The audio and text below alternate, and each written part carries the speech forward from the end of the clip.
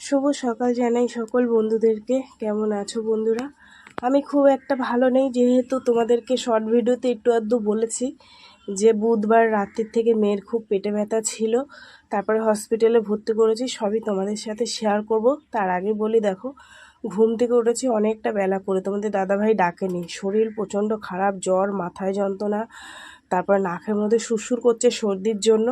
উঠে এখানে brush trash করে বসেছি। মেয়েকে বললাম, মনে একটু চা করে দে, আমার চা করতে ইচ্ছা করছে না। তারপরে মেয়ে চা করে দিয়েছে। যাও বা চা করে দিয়েছে আমাকে, দেখো একটা ভাঙা কাপে দিয়েছে, ওকে একটুও খেয়াল করেনি। যাই হোক, ছোট মানুষ দিয়েছে, সেটা নিয়ে আমি আর এখন কি বলবো, দেওয়া যখন হয়ে গেছে, এটাই আমি এখন চাটা খাই, পরে কাপটা ফেলে দেবো। ঠিক আছে, তো চলো সবই তোমাদের সাথে একটু একটু করে বলবো। আর আজকের ভিডিও হয়তো খুব বড় হবে না, ছোটোর মধ্যে হবে। সব কিছু তোমাদের সাথে শেয়ার, মানে সবটুক বলতে যেটুক পারবো তোমাদের সাথে আমি শেয়ার করবো। কেন শরীরের অবস্থা খুব একটা আমার মানে ভালো না, কেননা গায়ে তো জ্বর, আর জ্বর হলে জানোই তো, কথা টথা বলতে ইচ্ছা করে না। তবু আমি তোমাদের সাথে যেটুক পারবো শেয়ার করব। তোমাদের শর্ট ভিডিওতে একটু বলেছি যে মেয়ের বুধবার রাত্রির থেকে পেটে ব্যথা হঠাৎ করে। তারপরে কি করব, ওই রাত্রে কোথায় যাব, মাথায় কোনো কাজ করছে না। অনেকক্ষণ ধরে মেয়েকে পেট ডলে দিয়েছি, মাথায় তেল দিয়ে দিয়েছি, তারপরে গ্যাসের ওষুধ খাইয়েছি, বমি করিয়েছি, মুড়ি নুন জল খাইয়েছি, তারপরে তোমার গরম জল নুন দিয়ে খাইয়েছি। ভেবেছি হয়তো গ্যাসের ব্যথা, কেননা ও ওই দিনকে সকালবেলায় রুটি খেয়েছিল, পাউরুটি, আবার রাত্রে হচ্ছে গিয়ে ময়দার আটা রুটি খেয়েছিল। এবার আমি ভাবলাম হয়তো ওর গ্যাসের থেকে হচ্ছে, কেননা এখন তো মানুষের ম্যাক্সিমামই গ্যাসের ব্যথা। তো ওইটাই ভাবলাম, খারাপ জিনিসটা আর মাথায় আনিনি। তারপরে প্রায় 1 ঘন্টা ধরে মেয়ের সাথে ওরম করছি, কিছুতেই কিছু হচ্ছে না। মেয়ে তো মানে হাত পা খিচিয়ে কান্নাকাটি করছে। এবার না সহ্য করতে পেরে তোমাদের দাদাভাইকে ডাকলাম। দাদাভাই বলল যে, দাদাভাইকে বললাম যে, কী গো, মেয়ের তো এই অবস্থা, বলে কখন থেকে? আমি বললাম প্রায় 1 ঘন্টা হয়ে গেছে, তোমাকে আমি ডাকিনি।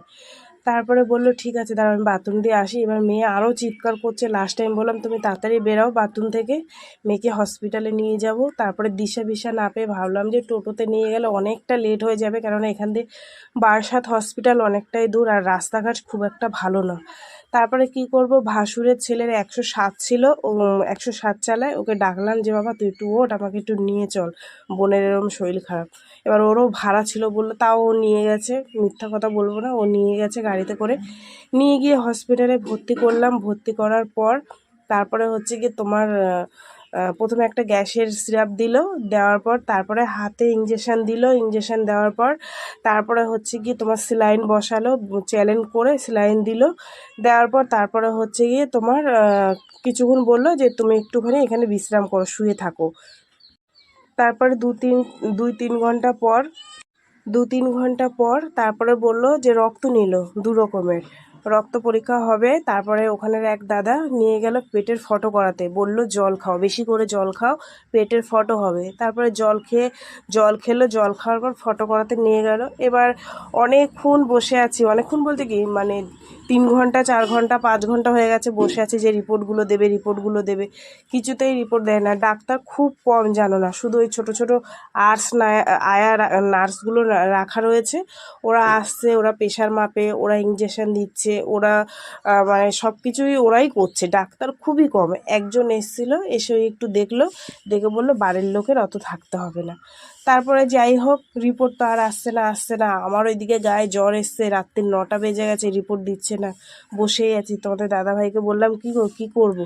বলছে আর একটু বসে, এই করে করে প্রায় 9টার বেশি হয়ে গেছে। তারপরে বললাম কি যে, না তাহলে আমি চলে যাই। মেয়েও বললো যে, মা তুমি চলে যাও, আমি এখন একটু সুস্থ আছি, যেহেতু আমার পেটে ব্যথাটা হচ্ছে না, তুমি চলে যাও।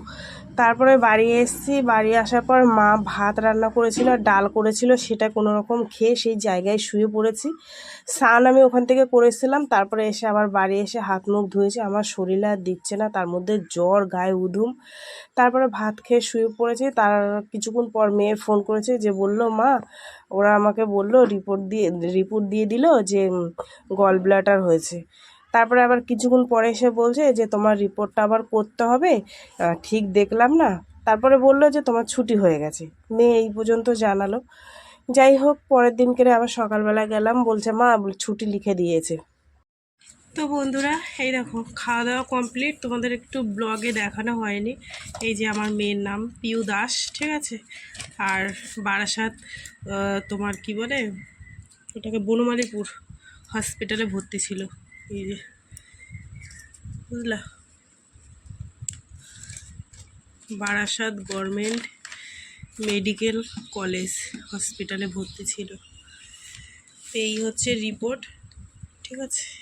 কি কি আছে রিপোর্টে, আজকে আমি আবার একটু যাব বলেছে। রিপোর্টে বলেছে যে প্রথমে বলেছে গল ব্লাডার হয়েছে, তারপরে বলছে যে না তোমার রিপোর্ট আবার করতে হবে বলে তারপরে ছুটি দিয়ে দিল। আর কোনো কথাই হলো না ডাক্তারের সাথে, জানো তো।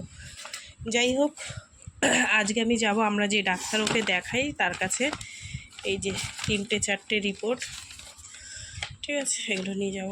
আর এই হচ্ছে সব ওর ওষুধপালা, ঠিক আছে। এই ওষুধটা বের কর পেও। এই যে এই এই একটা ওষুধ 600 টাকা দাম নিয়েছে, একটা ওষুধ, বুঝলা। এর মধ্যে 2-3 রকমের আছে। এটা হচ্ছে সিরাপটা রয়েছে। সকালবেলা করে গ্যাসের ওষুধটা খাবে কিন্তু। এখন সময় বাজে 8টা, আর তোমাদের দাদাভাই আসলো, খাওয়া দাওয়া করলো, একটু রেস্ট নিল, নিয়ে এই যে রিপোর্টটা নিয়ে যাব। কেন কালকে থেকে আমি শিওর হতে পারছি না যে মেয়েটার কি হয়েছে না হয়েছে। ডাক্তার তো ছিলই না, নার্সও ঠিক মতন বলতে পারেনি। তো এটা নিয়ে আমাদের যে ডাক্তার দেখায় মেয়েকে সবসময়, বা আমি দেখি ওনার কাছে যাব, উনি খুব নামি ডাক্তার, ঠিক আছে। তো উনি বলতে পারবে যে কী হয়েছে না হয়েছে। রিপোর্ট দিয়ে দিয়েছে, রিপোর্টে লেখা আছে, ঠিক আছে। তো বন্ধুরা চলো আমি যাই, কি দেখিয়ে নিয়ে এসে, নাহলে আমার মাথা থেকে টেনশনটা কমছে না যে কি হলো কি না হলো, বুঝলা। ডাক্তার তো বলবে যে হয়েছে বা হয়নি বা কিছু করতে হবে, অপারেশন টপারেশন কিচ্ছু বলেনি, বুঝলা। যাই হোক, এটা নিয়ে যাই, আমি আগে দেখিয়ে আসি কি ব্যাপারটা, ঠিক আছে। তো বন্ধুরা এলাম, আর সত্যি কথা বলতে মনটা একটু হালকা হলো, বুঝলা। যে ডাক্তার কাকাকে আমরা দেখাই, উনি দেখলো, উনি বললো রিপোর্ট সব ভালো এসছে, হয়েছিল অল্প হয়েছিল, একদম সামান্য ধরা পড়েছিল। তা ওই যখন নিয়ে গেছি ইঞ্জেকশন দিয়েছিল, আর ওই জল খেতে বলেছিল, ওই বাথরুমের সাথে ওটা বেরিয়ে গেছে। উনি বলছে যে অল্প হয়েছিল, ওটা বাথরুমের সাথে বেরিয়ে গেছে। ওর জন্য ওরা রাখেনি, হসপিটাল দিয়ে ছুটি দিয়ে দিয়েছে, নাহলে রেখে দিত। যাই হোক, মনটা একটু হালকা হলো, নাহলে কদিন ধরে টেনশানে আমার মাথা খারাপ হয়ে যাচ্ছিলো। রিপোর্টটা কাকাকে দেখিয়ে আমার মনটা একটু শান্তি পেলাম। ঠিক আছে চলো, আমি এখন এগুলো একটু চেঞ্জ করি, ভাল লাগছে না গরমে আর। তো বন্ধুরা এই যে রাতের খাবার দাবার নিয়ে বসে পড়েছি। অনেক ভাত ছিল জানো তো, সেই ভাত কি করব, লাস্টে তোমাদের দাদাভাইকে বললাম কি করব, বলছে ডিম ভাজো, ডিম ভাজা করে খাই। তো এইখানে দেখো ভাত আর ছোটো মেয়ের খাওয়া হয়ে গেছে, ওর থালায় আমি নিয়ে বসে পড়েছি। তোমাদের দাদাভাই